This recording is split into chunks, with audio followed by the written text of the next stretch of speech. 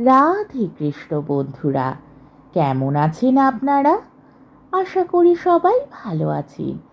আজকে আবার একটা নতুন ভিডিও নিয়ে হাজির হয়ে গেছি। ভিডিওটি শেষ অবধি দেখার অনুরোধ রইল। আজকের গল্প বঙ্কিমচন্দ্র চট্টোপাধ্যায়ের বিখ্যাত উপন্যাস দেবী চৌধুরানী। আজকে গল্পের ৩১ পর্ব। ব্রজেশ্বর নিকটে আসিলে প্রফুল্ল উঠিয়া দাঁড়াইয়া আনত মস্তকে তাহার পদধূলি গ্রহণ করিল। পরে উভয় বসিলে ব্রজেশ্বর বলিল, আজ টাকা আনিতে পারি নাই, ২-৪ দিনে দিতে পারিব বোধ হয়। ২-৪ দিনের পরে কবে কোথায় তোমার সঙ্গে দেখা হইবে সেটা জানা চাই। ও ছি ছি ব্রজেশ্বর, 10 বছরের পর প্রফুল্লের সঙ্গে এই কি কথা!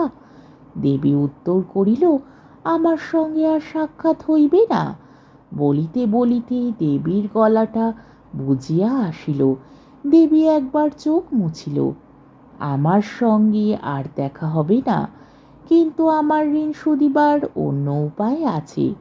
যখন সুবিধে হইবে ওই টাকা গরিব দুঃখীকে বিলাইয়া দিবেন, তা হইলে আমি পাইব। ব্রজেশ্বর দেবীর হাত ধরিল, বলিল, প্রফুল্ল, তোমার টাকা? ছাই টাকা। কথা শেষ হইল না, মুখের কথা মুখে রইল। যেমন ব্রজেশ্বর প্রফুল্ল বলিয়া ডাকিয়া হাত ধরিয়াছে, অমনি প্রফুল্লে 10 বছরের বাঁধা ভাত ভাঙিয়া চোখের জলে স্রোত ছুটিল। ব্রজেশ্বরে ছাই টাকার কথা সে স্রোতে কোথায় ভাসিয়া গেল।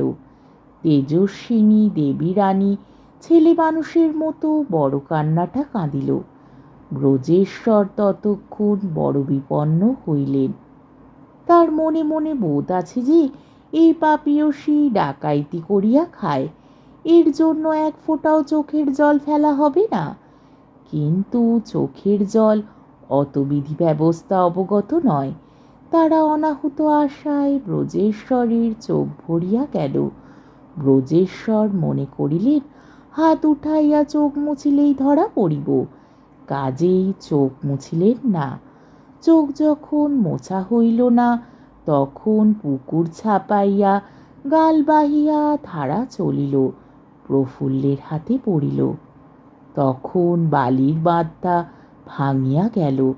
ব্রজেশ্বর মনে করিয়া আসিয়াছিলেন যে প্রফুল্লকে ডাকাইতি করার জন্য ভারী রকম তিরস্কার করিবেন, পাপিয়সী বলিবেন, আরও 2-4টা লম্বা চওড়া কথা বলিয়া আবার একবার জন্মের মতো ত্যাগ করিয়া চলিয়া যাইবেন।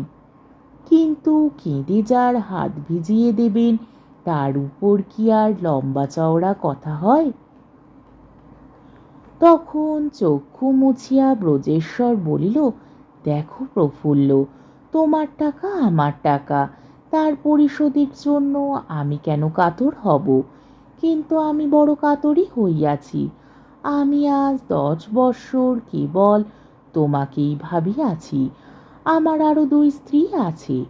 আমি তাহাদিগকে এই 10 বৎসর স্ত্রী মনে করি নাই। তোমাকে স্ত্রী জানি। কেন তা বুঝি তোমায় আমি বুঝাইতে পারিব না। শুনিয়াছিলাম তুমি নাই, কিন্তু আমার পক্ষে তুমি ছিলে।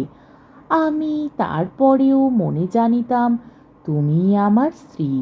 মনে আর কাহারও স্থান ছিল না।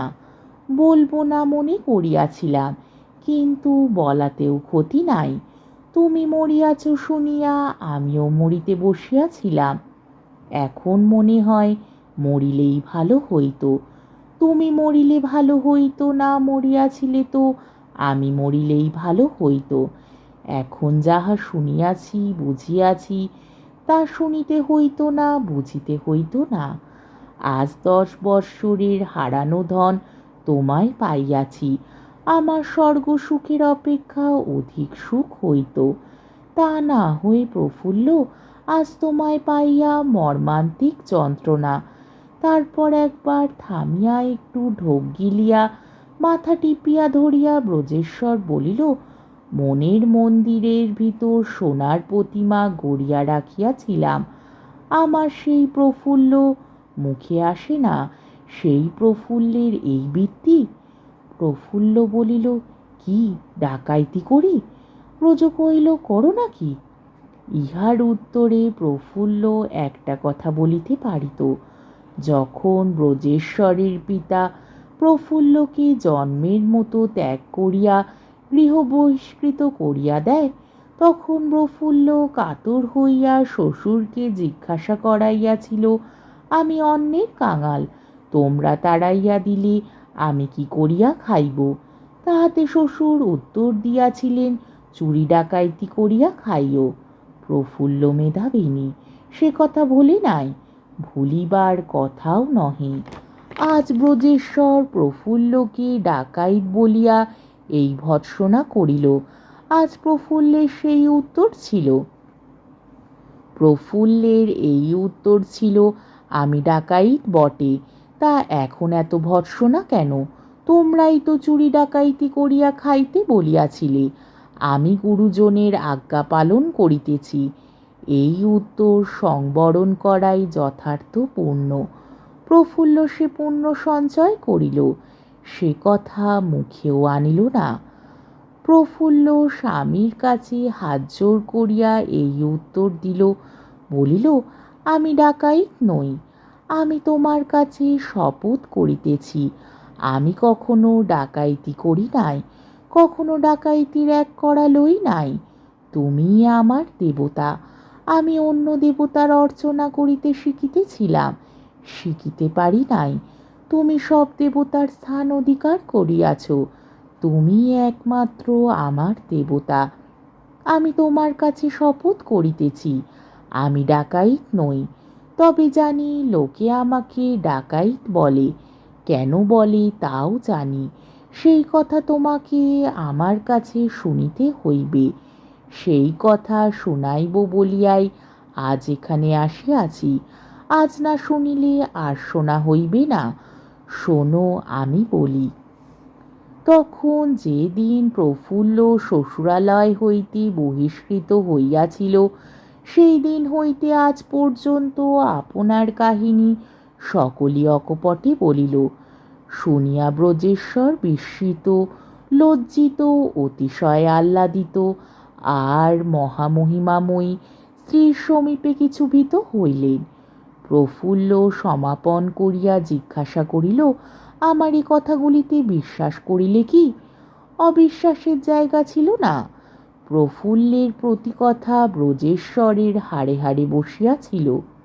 ব্রজেশ্বর উত্তর করিতে পারিল না, কিন্তু তাহার আনন্দপূর্ণ কান্তি দেখিয়া প্রফুল্ল বুঝিল বিশ্বাস হইয়াছে। তখন প্রফুল্ল বলিতে লাগিল, এখন পায়ের ধুলা দিয়া এ জন্মের মতো আমায় বিদায় দাও, আর এখানে বিলম্ব করিও না। সম্মুখে কোনো বিঘ্ন আছে। তোমায় এই 10 বৎসর পর পাইয়া এখনই উপযাচিকা হইয়া বিদায় দিতেছি। ইহাতেই বুঝিবে যে বিঘ্ন বড় সামান্য নহে। আমার 2টি সখী এই নৌকায় আছে, তাহারা বড় গুণবতী, আমিও তাহাদের বড় ভালোবাসি। তোমার নৌকায় তাহাদের লইয়া যাও। বাড়ি পৌঁছিয়া তারা যেখানে যাইতে চায় সেইখানে পাঠাইয়া দিও। আমায় যেমন মনে রাখিয়াছিলে তেমনি মনে রাখিও। সাগর যেন আমায় না ভুলে। ব্রজেশ্বর ক্ষণিককাল নীরবে ভাবিল, পরে বলিল, আমি কিছুই বুঝিতে পারিতেছি না প্রফুল্ল, আমায় বুঝাইয়া বলো। তোমার এত লোক কেহ নাই, বজরার মাঝিরা পর্যন্ত নাই, কেবল 2টি স্ত্রীলোক আছে, তাদেরও বিদায় করিতে চাহিতেছ, সম্মুখে বিঘ্ন বলিতেছ, আমাকে থাকিতে নিষেধ করিতেছ, আর এ জন্মে সাক্ষাৎ হইবে না বলিতেছ। এসব কি? সম্মুখে কি বিঘ্ন আমাকে না বলিলে আমি যাইব না? বিঘ্ন কি শুনিলেও যাইব কি না তাও বলিতে পারি না। প্রফুল্ল বলিল, সেসব কথা তোমার শুনিবার নয়। ব্রজ জিজ্ঞাসা করিল, তবে আমি কি তোমার কেহ নই? এমন সময় দুম করিয়া একটা বন্দুকের শব্দ হইল। আজকের পর্বটি এইখানেই শেষ হলো।